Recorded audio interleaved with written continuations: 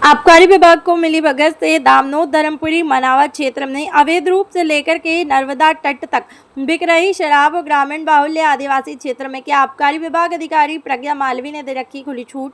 धर्मपुरी विगत दिनों पुलिस प्रशासन के द्वारा नशा मुक्त अभियान चलाकर कई जगह कार्यक्रम आयोजित कर शपथ दिलाई गई। अपना काम बनता तो भाड़ में जाए जनता, ऐसी कहावत को सच साबित किया है। आबकारी विभाग और पुलिस विभाग यह कहना इसलिए लाजमी हो जाता है जब धर्मपुरी नगर एक पवित्र नर्मदा नदी का क्षेत्र है, तो इसमें नर्मदा किनारे बस ग्राम भी आते हैं। अवैध शराब बेखबर होकर ग्रामीण क्षेत्रों में बिक्री हो रही है। स्थानीय पुलिस, आबकारी विभाग जानकर भी अनजान बनी हुई है। आपको बता दें कि राज जिले के धर्मपुरी क्षेत्र में धड़ल्ले से शराब बिक रही है।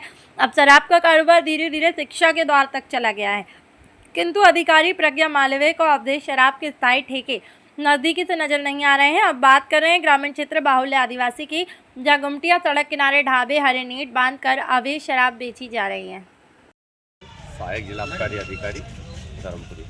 सर, आज जो ये कार्रवाई हुई है ये किस प्रक्रिया के तहत? एक विशेष अभियान अवैध मदिरा की शिकायतें मिल रही थी, इसके विरुद्ध एक विशेष अभियान चलाया गया है।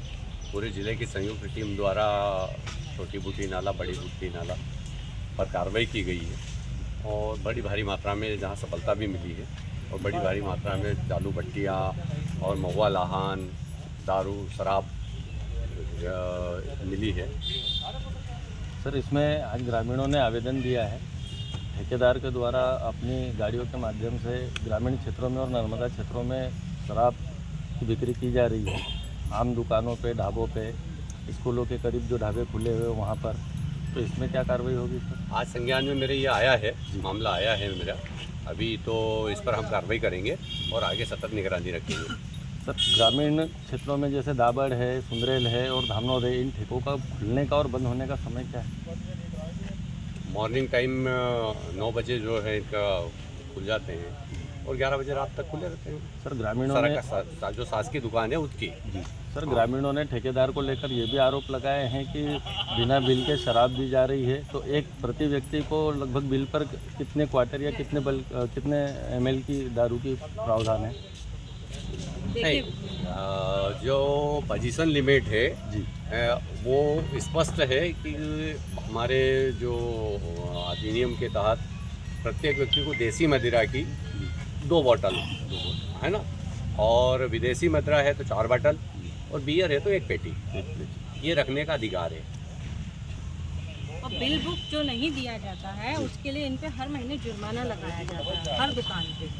कुछ चीज़ें नियम हैं, हम कहते हैं अगर वो नहीं फॉलो करते हैं ठेकेदार तो उस पर हर महीने विभागीय प्रकरण कायम किए जाते हैं, उन पर लगाया जाता है जुर्माना। जैसे रेट लिस्ट नहीं लगी है या बिल बुक नहीं रखी जाती है, इस तरह की। मैम, पिछले वर्ष भी कलेक्टर महोदय ने कोई वाइन शॉप थी धार की जिसे बंद किया था एक दिन के लिए, तो क्या ऐसी कोई कार्रवाई के लिए विभाग कलेक्टर महोदय को प्रस्ताव भेजेगा? स्पष्ट वो जो गत वर्ष की नीति थी उसमें स्पष्ट प्रोविज़न था जी कि यदि किसी दुकान पर मदिरा का रेट जो है MRP से अधिक है और MSP से नीचे है तो एक दिन के लिए दुकान बंद होगी। इस साल वो प्राविधान नहीं है। इस साल प्राविधान है कि उसको एक दिन की लाइसेंस फीस के बराबर उसको जुर्माना भरना पड़ेगा, अर्थदंड होगा। वो यहाँ हो चुका है। धामनोद की जो दुकानें हैं वहाँ हमने प्रकरण कायम किए। सर, ये जो बिल जुर्माना हो चुका है, बिल नहीं दे रहे हैं। आज मान लो मैंने ठेके से शराब लिया है, मेरे पास तो कोई भी ऐसा प्रूफ नहीं रहेगा कि मैंने ठेके से शराब ली है। कल से किसी के साथ कोई घटना हो गई या वो शराब पी के कोई घटना हो गई, उसका जिम्मेदार कौन रहेगा सर, अगर वो बिल नहीं दे रहा है तो? आप हमारे संज्ञान में लाइए, ये बिल नहीं दे रहा है, तत्काल कार्रवाई होगी। ठीक है सर। सिंह चौहान, विधायक प्रतिनिधि मनावर कालीबाड़ी। धर्मपुरी थाने पे आपने किस संबंध में ज्ञापन दिया आज? धर्मपुरी थाने में हमने दारू के संबंध में ज्ञापन दिया है, जहाँ की दुकानों से अवैध सप्लाई हो रही है और परिवहन से ज़्यादा ही दारू सप्लाई कर रहे हैं। तो दारू वाले रात में सप्लाई करते हैं या दिन में? हाँ, सप्लाई रात करते हैं? में भी गाड़ियाँ चल रही है, बोलेरो वगैरह रात में ज़्यादा सप्लाई हो रही है। किसी प्रकार की दुर्घटना होती है रात में तो इसके जिम्मेदार कौन रहेंगे?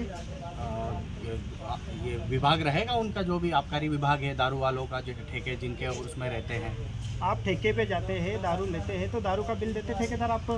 नहीं, अभी तक तो ऐसी कोई चीज़ें हमारे सामने नहीं आई है। हम उसी चीज़ के लिए आज थाने पे ज्ञापन दिया है कि अगर दारू बिक रही है तो किस प्राइस में बिक रही है, कितना पैसा लिया जा रहा है, बिल अभी तक किसी को नहीं दिया है।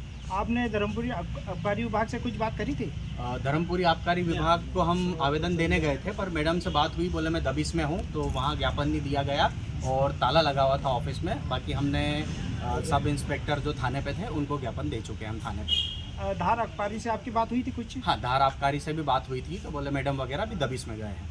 आगे की क्या रणनीति रहेगी आपकी अगर कार्रवाई आगे होती की तो? रणनीति यही है कि अगर शराब बिक्री है या अवैध सप्लाई हो रही है तो उसका बिल दिया जाए पूर्ण रूप से, और अगर ऐसी नहीं कार्रवाई होती है तो आदिवासी समाज पूरा आंदोलन करेगा।